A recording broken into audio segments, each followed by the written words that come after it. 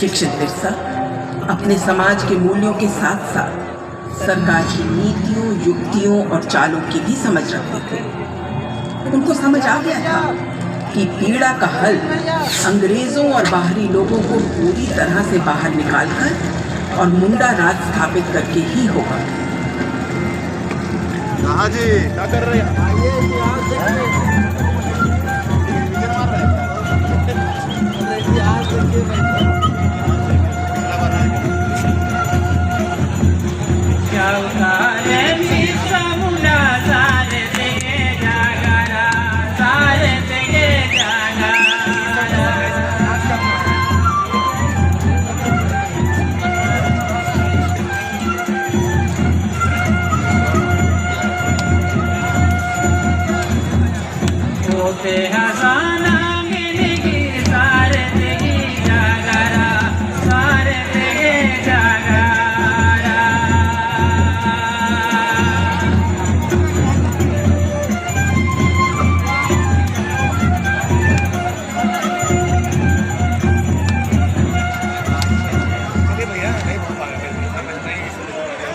फिर उन्होंने अबुआ दिसुम अबुआ राज का नारा दिया।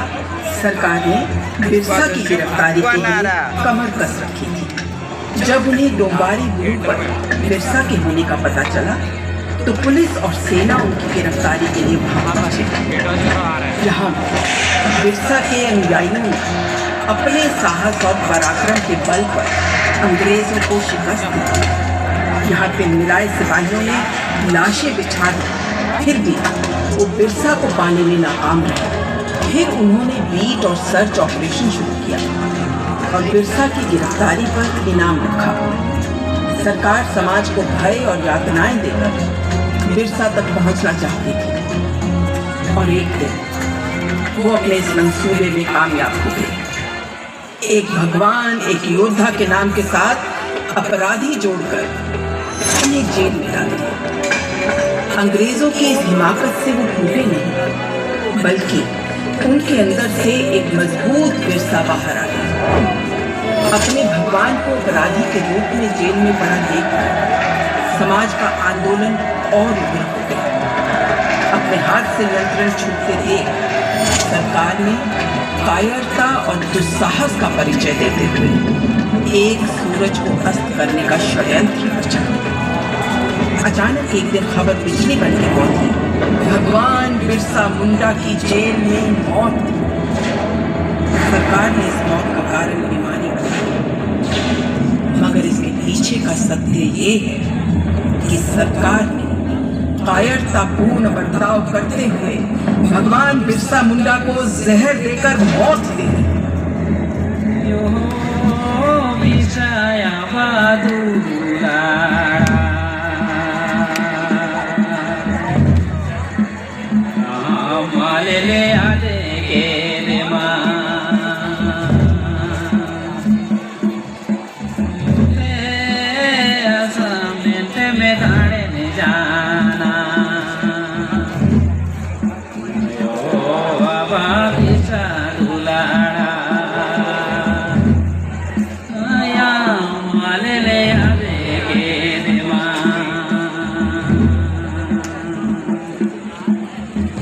सरकार ये भूल गई कि सूरज अस्त होता है उदय होने के लिए।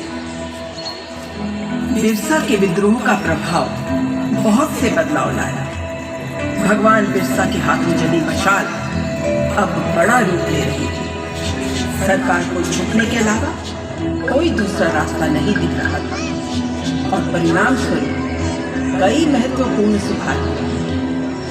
समाज की मूल व्यवस्था प्रणालियों को फिर से बहाल किया।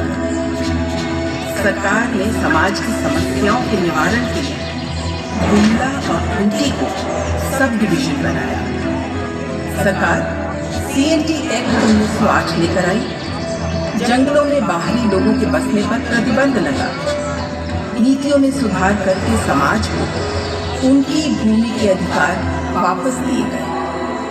इसके बाद बुमला विष्णुपुर के जतरा टाना भगत की अगुवाई में